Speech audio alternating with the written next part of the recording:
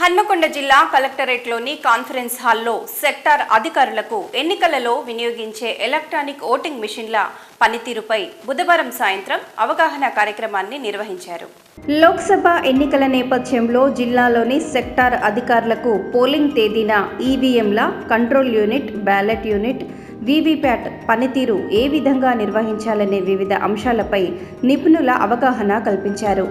Polling రోజున mock poll మొదలుకొని polling అనంతరం సెక్టార్ అధికారులు నిర్వహించే విధులను గురించి ట్రైనర్లు అవగాహన కల్పించారు.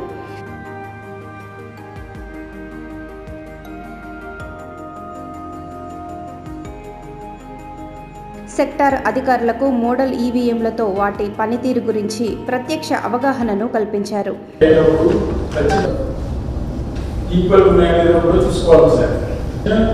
అక్కడ ఉండిపోతే ఓటు పడేది దాని కేసు మాత్రం డిఫెక్ట్ అయ్యి ఉంటారు.